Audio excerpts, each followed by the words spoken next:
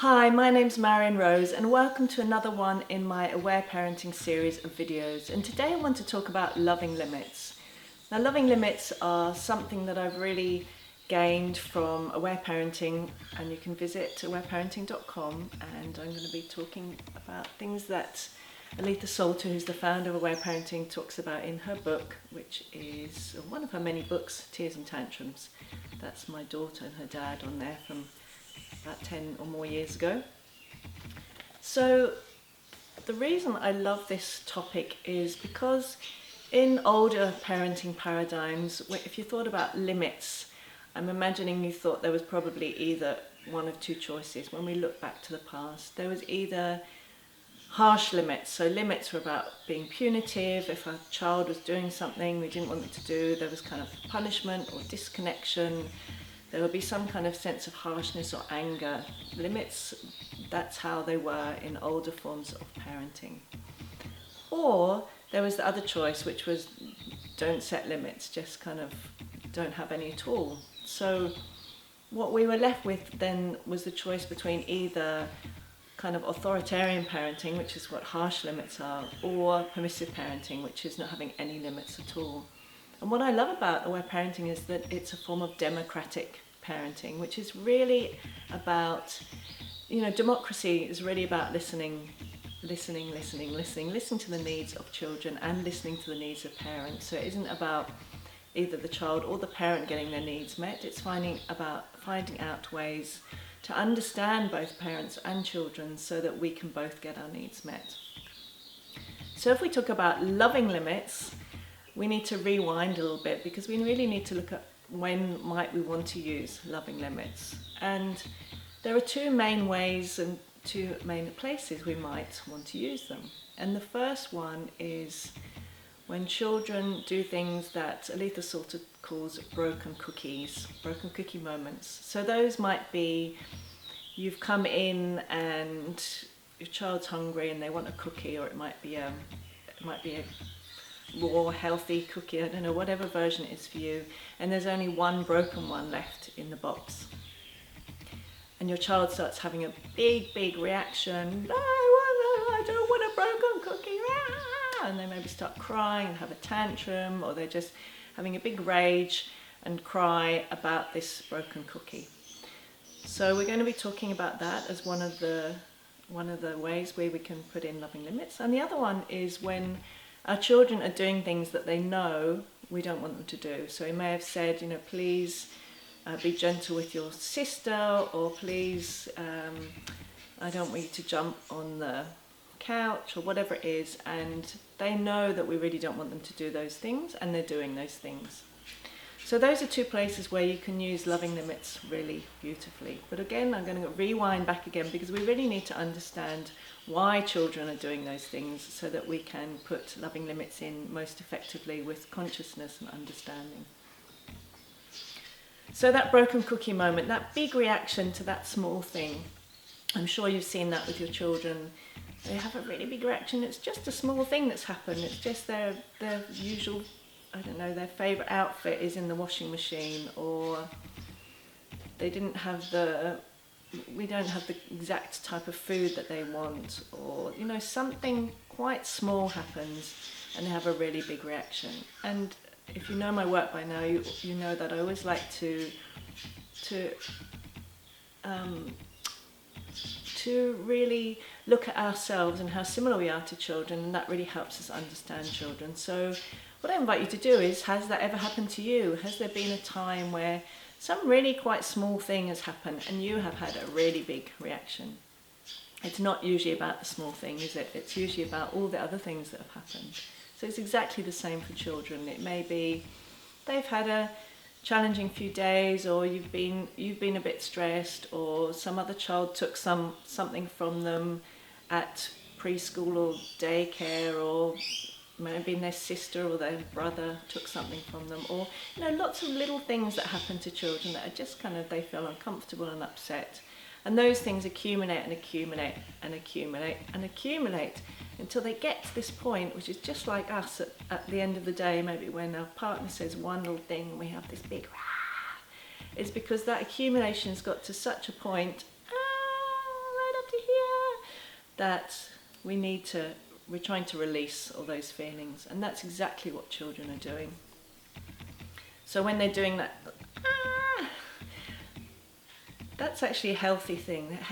Tantrums, crying are a healthy release mechanism. And when we understand that, everything changes. Because then, when our child starts having the big reaction to the broken cookie, we don't need to rush to the shop and say, well, sweetie, it's all right, I'll go and get you another one. I'll go and buy a new packet. What can I do? Well, this one, la, la, la, la. Or neither do we need to get really harsh.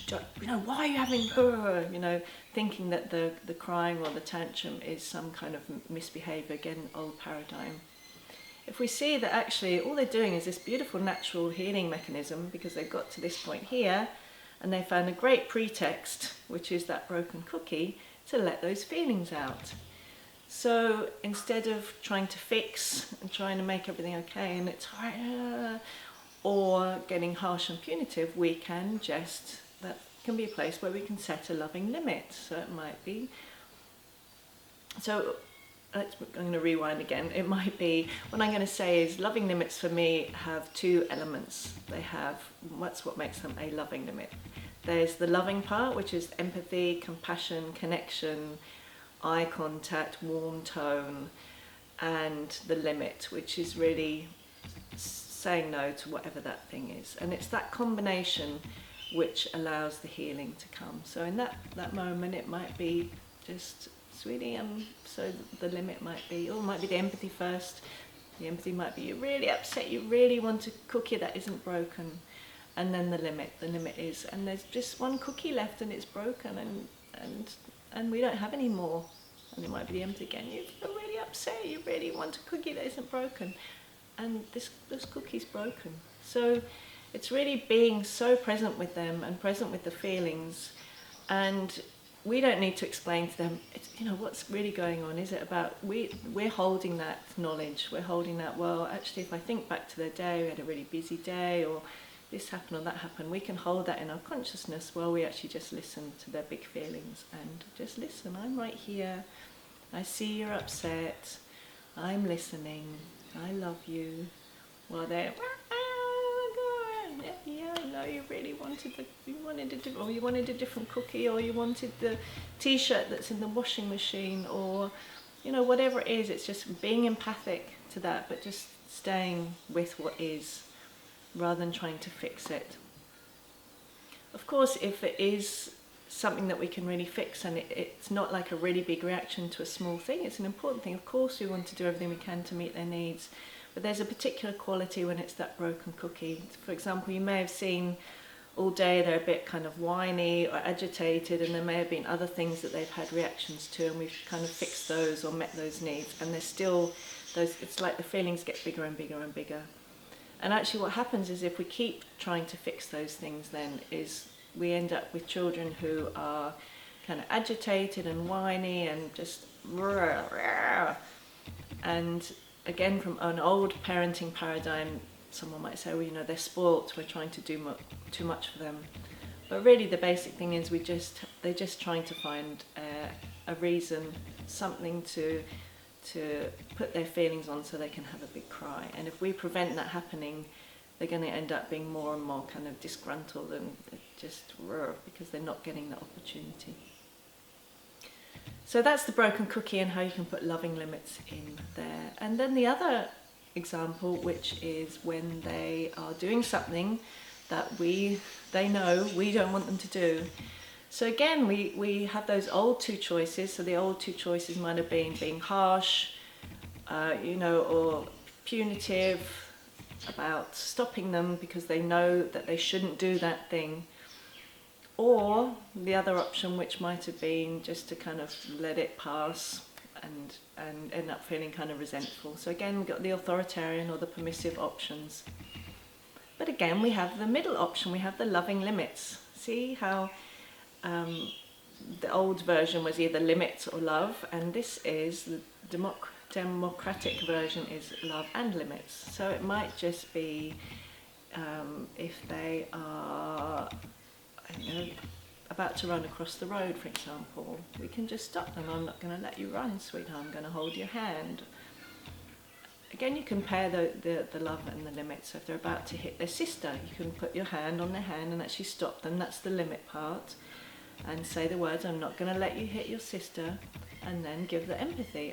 But I'm right here. I can see you're upset. I'm right here with you. What's going on, sweetie? What's going on? And you may need to tell him like more. You might need to get hold of their other arm. I'm not going to let you hurt. I'm not going to let you hurt your sister. I'm not going to let you hurt your sister. But I'm right here with you. What's going on? What's going on? I might need to kind of, they're looking around. I need to kind of find that eye contact.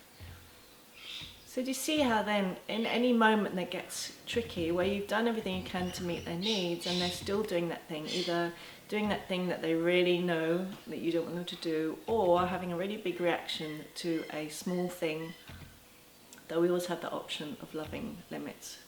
And the beautiful thing about loving limits is they keep us really connected with our children. So it means even those times where they're doing these things that could be quite challenging, if we didn't have this way of thinking about things, where we probably get really disconnected from them, we can actually stay connected if we can really remember just to be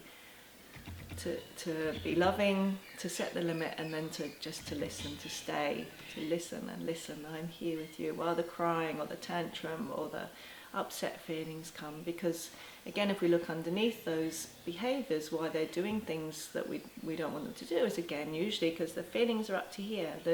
Maybe the jealousy of the little sister or the frustration about not being able to do something, those feelings have got to this point here, and that's what's driving that unenjoyable behaviour. So when we set the limit and allow the feelings to come out and help them feel connected again, that they release those feelings that were actually causing the behaviour in the first place, and then they return to their natural self, which is cooperative and friendly and wanting to contribute. So it's such a beautiful way of doing things.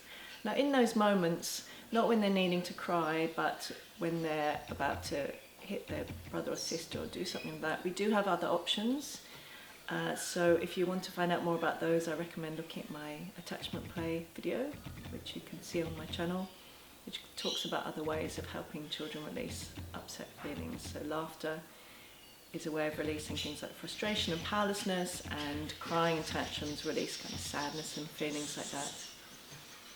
So loving limits, I wonder what you're taking away from this. Loving limits are really, they're there with the intention of stopping the behaviour in the case of the hitting, but most of all what they're there in service of is connection, us connecting with our child connecting with themselves, and if they're needing to express some feelings, them getting the opportunity to express those feelings and release them from their bodies so that they can feel calm and relaxed and connected again. And I'm sure you found that if your child has had a tantrum or a big cry and you've just been with them and listened, and I'm here with you, sweetheart, and I love you, and I'm listening, and the feelings get really, really, really big, and then if you stay present, the feelings just, as they leave their bodies, that chunk of feelings, you'll probably have noticed that they're calm and they make eye contact again and they play calmly, and they're probably much more likely to play independently, but not in a disconnected way, just in a calm, collected way, and they'll probably sleep more peacefully that night, and they want to help you do things. Because really when we release, it's just like us, I'm sure you've had that, when we release those feelings that are sitting up to that full up point, release them till they're less and less and less there, we just feel much more relaxed, we can be more loving, we can be more connected, it just feels more enjoyable. So I hope you've enjoyed this video about loving limits. If you want to find out more about aware parenting, you can look at Aletha Salter's website. As I mentioned, I'm a level 2 aware parenting instructor. So her website is awareparenting.com. I have a website at marianrose.net. And if you'd like to watch more of these videos, you can subscribe to my channel. I'd love it if you do that, and have fun with playing with those loving limits.